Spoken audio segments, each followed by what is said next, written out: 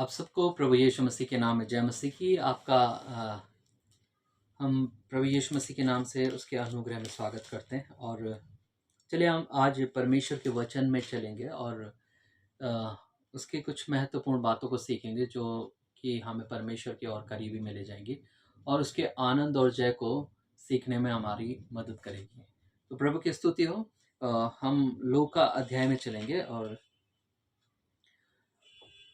लूका 1 अध्याय और उसके 26 पद से मैं पढ़ रहा हूँ आप सबके लिए, और 26 से मैं पढ़ूंगा 28 पद तक, जहाँ पर कुछ इस प्रकार से लिखा है।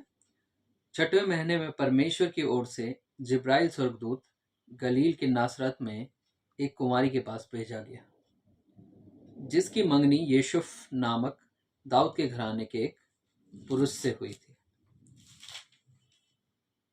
उस कुमारी का नाम मरियम था। स्वर्गदूत ने उसके पास भीतर आकर कहा, आनंद और जय तेरी हो, जिस पर ईश्वर का अनुग्रह हुआ है, प्रभु तेरे साथ है। परमेश्वर का धन्यवाद हो इस उत्तम बात के लिए, परमेश्वर की स्तुति हो इस उत्तम बात के लिए कि परमेश्वर ने एक स्वर्ग से एक स्वर्गदूत को भेजा और एक संदेश मनुष्य को दिया, मानव जाति को दिया। और वो संदेश क्या है? यदि हम आनंदित रहना चाहते हैं, अगर हम जय, रिजॉइस और विक्ट्री में चलना चाहते हैं, तो स्वर्गदूत आकर ऊपर से कहता है कि आनंद और जय उसकी है जिस पर ईश्वर का अनुग्रह हुआ है। देखिए, अगर आपके पास यीशु मसीह का सुसमाचार पहुंचा है तो ये आपकी ओर से नहीं है, लेकिन परमेश्वर के स्वर्गीय अनुग्रह के कारण है। और परमेश्वर का धन्यवाद हो उस स्वर्गीय अनुग्रह के लिए जिसके द्वारा हम सब उद्धार पा सकते हैं। इफिसियों की किताब में परमेश्वर के वचन में इफिसियों 2 उसके अध्याय में लिखा है कि विश्वास के द्वारा अनुग्रह ही से हम सबका उद्धार हुआ है। परमेश्वर का धन्यवाद हो। यदि हम उद्धार को देखना चाहते हैं तो केवल एक ही मार्ग है जिसके द्वारा हम उद्धार देख सकते हैं, वो है अनुग्रह। और इसीलिए बाइबल कहती है कि अनुग्रह ही से हमारा उद्धार हुआ है। अब मैं आपका ध्यान इस वचन पर लेकर जाना चाहता हूं कि स्वर्ग से एक स्वर्गदूत उतरता है। और मैं आप लोग को एक बात बताना चाहता हूं, जो लोग अनुग्रह को तुच्छ जानते हैं, जो लोग अनुग्रह को अभी नहीं समझते या फिर उसके महान अनुकंपा को नहीं समझते, वो ये जान ले कि अनुग्रह ही उद्धार का मार्ग है। अनुग्रह ही के द्वारा हम सबका उद्धार हो सकता है और अनुग्रह ही के द्वारा आनंद और जय हमारे जीवन में आ सकती है। और ये कोई मनुष्य और मानव जाति का प्रचार नहीं है। ग्रेस जो रेवलेशन है, जो प्रकाशन है, ग्रेस अनुग्रह जो है, वो स्वर्गीय प्रकाशन है, स्वर्गीय प्रचार है। और इसीलिए स्वर्ग से स्वर्गदूत स्वयं आकर उस वचन को सिखाता है और कहता है, आनंद और जय तेरी है, क्योंकि तुझ पर परमेश्वर का अनुग्रह हुआ है। परमेश्वर का धन्यवाद इस बात के लिए। परमेश्वर आप सभी को आशीष प्रदान करे इस वचन के द्वारा। सच में अगर आप अनुग्रह को समझते हैं, यदि आप उसके वैल्यू को जानते हैं, तो परमेश्वर आपको सच में उस आनंद और जय से भरेगा जिसकी वो कल्पनाएं आप सबके लिए करता है। और परमेश्वर की स्तुति हो। देखिए, जो ये अनुग्रह है, ये हम सब के लिए प्रचार है। ये हम सब अन्य जातियों के लिए प्रचार है। अनुग्रह जो है, ये आनंद और जय का जो सुसमाचार है, ये हम सब जातियों के लिए प्रचार है।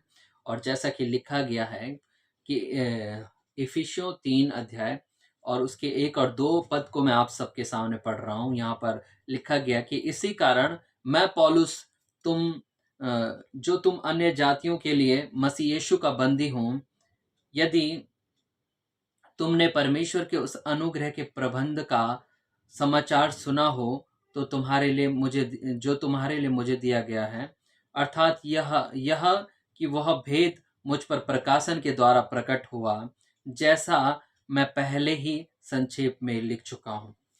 देखिए, पौलुस को ये बात एक प्रकाशन के द्वारा प्राप्त हुई थी, है ना। और परमेश्वर का धन्यवाद हो। वो कहता है कि यदि तुमने परमेश्वर के उस अनुग्रह के प्रबंध का समाचार सुना हो। देखिए, परमेश्वर का प्रबंध है और जिसका समाचार हम सब तक पहुंचाया गया है, और विशेषकर ये हम अन्य जातियों के लिए हैं, क्योंकि हम अन्य जातियों के लिए ही ये सुसमाचार है, जो अनुग्रह के द्वारा हम सब लोग उद्धार पाएंगे, जिस अनुग्रह के द्वारा ही हम लोग कल्याण पा सकेंगे। तो परमेश्वर का स्तुति उस बात के लिए, देखिए इस दान को समझना जरूरी है। और पौलुस इससे बोलता है कि ये उस भेद और प्रकाशन की तरह है ना। और वो कहता है कि जो मुझ पर प्रकट हुआ है, और वो इसको परमेश्वर का दान बताता है ना। अनुग्रह को ये परमेश्वर का दान बताता है। लेकिन हमें ये समझना होगा कि अनुग्रह परमेश्वर का दान है, और इस दान के विषय में हमें जानना होगा, है ना। क्योंकि अनुग्रह एक छोटा विषय नहीं है। अनुग्रह एक छोटी चीज नहीं है, जिसके केवल एक शब्द नहीं है जिसके द्वारा हम उद्धार नहीं पा सकते ना। अनुग्रह एक एकमात्र मार्ग है जिसके द्वारा हम सब का उद्धार हो गया हुआ है ना। और यदि हम लोग समझ रहे हैं अभी तक कि अनुग्रह जो है, यदि हम ऐसा समझते हैं कि अनुग्रह के द्वारा अभी तक हम सब में हम सब का उद्धार नहीं हुआ है, तो हम लोग अभी अंधकार में हैं, है ना। क्योंकि देखिए, दूसरा कोई समाचार नहीं जिसके द्वारा हम सब उद्धार पा सकें। केवल पौलुस प्रेरित ये कहता है कि हमारे पास जो सुसमाचार पहुंचा है, मैं तुम तक उस बात को पहुंचाता हूँ, है ना। और मुझे ये बात प्रभु से पहुंची है, और मैं तुम तक इस बात को पहुंचाना चाहता हूँ, है ना। क्योंकि ये सुसमाचार का प्रचार है।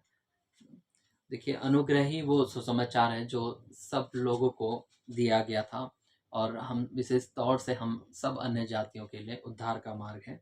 इसीलिए हमें जानने की ज़रूरत है।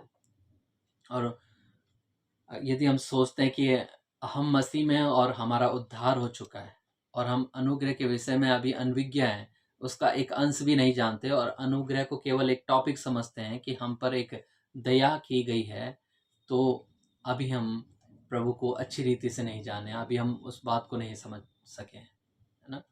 तो हम लोग इन बातों पर आगे चर्चा करते रहेंगे और इन विषयों से सीखते रहेंगे। आप सबको जय मसीह की। परमेश्वर आप सभी को आशीष दे, और आगे इन विषयों के साथ हम धीरे धीरे आगे सारी बातों में, विषयों में बढ़ते रहेंगे। आज बस मैंने आपके सामने अनुग्रह के एक बुनियाद को रखा है, और एक छोटे से स्टेज को रखा है। कल हम इसके विषय में आगे बहुत सारी बातें करेंगे और चर्चा करेंगे। आप सबको जय मसीह की। आप सभी आशीषित हैं।